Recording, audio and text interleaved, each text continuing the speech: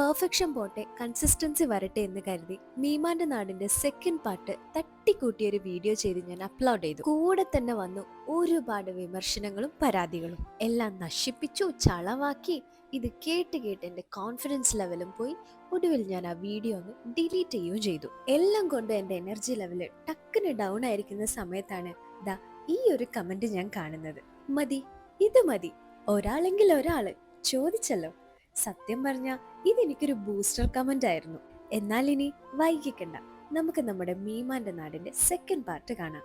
നമുക്ക് തറവാടിൽ വെച്ച് തന്നെ തുടങ്ങാം. ഒരു 30 വർഷത്തെ പഴക്കം കാണൂട്ടോ ഈ ഒരു വീടിന്. ദാ ഈ കാണുന്ന ആളാണ് ഈ വീടിന്റെ പ്രജാപതി, അഥവാ നമ്മുടെയൊക്കെ നല്ലുമ്മ. നല്ലുമ്മ എന്ന് പറഞ്ഞ എന്റെ ഉമ്മാടെ ഉമ്മ. ബന്ധനാമത്തിൽ പറയുകയാണെങ്കിൽ ഉമ്മാമ എന്നൊക്കെയാണ് വിളിക്കേണ്ടത്. പക്ഷേ ഈ വീട്ടിലെ ആദ്യത്തെ പേരക്കുട്ടിയാണ് നല്ലുമ്മക്ക് ഇത്രയും മനോഹരമായിട്ടുള്ള ഒരു പേരിട്ടത്. പിന്നീടുള്ള എല്ലാ കുട്ടികളും ആ പേരങ്ങ് ഏറ്റെടുത്തു. പേര് പോലെ തന്നെ വളരെ നല്ലൊരു മനസ്സിന്റെ ഉടമയും കൂടിയാണ് കേട്ടോ. ഇനി ഈ വീട്ടില് വേറൊരു കാഴ്ച കാണിച്ചു തരാം. ആ ആ ആ ആ, നോക്ക് നോക്ക്, ഞാൻ നേരത്തെ പറഞ്ഞ ആ ആദ്യത്തെ പേരക്കുട്ടി, ആ കുട്ടിയാണ് ഈ കുട്ടി. കക്ഷിയാണ് കേട്ടോ നല്ലുമ്മാക്ക് നല്ലുമ്മ എന്നുള്ള പേരിട്ടത്. 30 വർഷമായിട്ടും ഈ ഒരു ഫോട്ടോ ഫ്രെയിമിന് ഈ വീട്ടിലെ പ്രത്യേക സ്ഥാനമാണ്. ഇനി നമുക്ക് ആ ഒരു കാഴ്ച കാണാം. കണ്ടില്ലേ, പലതരം വാദ്യോപകരണങ്ങളാൽ സമൃദ്ധമാണ് ഈ വീട്.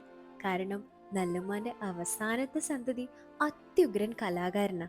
കക്ഷി ഇപ്പൊ ഇവിടെ ഇല്ല, അങ്ങ് ദൂരെ സൗദിയില. എന്ന് കരുതി ഇവിടെ നമ്മൾ അധികം കളിക്കണ്ട.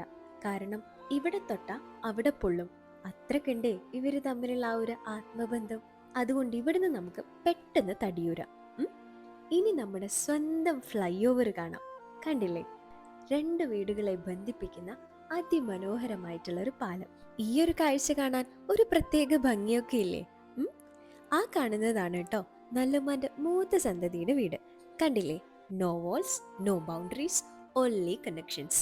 ഇവിടെ വിരുന്ന് വരുന്നവരില് ഈ ഒരു ഫ്ലൈ ഓവർ കാണുമ്പോൾ എന്തോ പെട്ടെന്നൊരു അത്ഭുതം കണ്ടതുപോലൊരു മാറ്റം പലരുടെയും കണ്ണില് കാണാറുണ്ട് കേട്ടോ. ആദ്യമൊക്കെ ഞങ്ങൾക്കും ഇത് വലിയൊരു അത്ഭുതമായിരുന്നു കേട്ടോ. പിന്നെ പിന്നെ ഇത് നമ്മുടെ ഒരു സ്വകാര്യ അഹങ്കാരമായി മാറി. കണ്ടില്ലേ, പാലവും കടന്ന് ഗിൽസ് തുറന്ന നമ്മൾ അങ്ങനെ മറ്റൊരു വീട്ടിലേക്ക് പ്രവേശിച്ചിരിക്കുന്നു.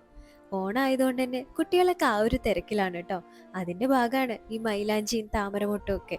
മഴക്കാലം ആയതുകൊണ്ടാണോ എന്നറിയില്ല, ഏതൊരു ജനവാതില് തുറന്നാലും വല്ലാത്തൊരു ഹരിതാപവും പച്ചപ്പും അല്ലേ. അയ്യോ, പറഞ്ഞു പറഞ്ഞ് സമയം ഇങ്ങ് അടുത്തല്ലോ. ഇതുവരെയും ബോറടിച്ചിട്ടില്ല എന്ന് വിശ്വസിക്കുന്നു കേട്ടോ. അതുകൊണ്ട് ഇനിയുള്ള വിശേഷങ്ങൾ നമുക്ക് അടുത്ത വീഡിയോയിൽ കാണാം. Okay, by.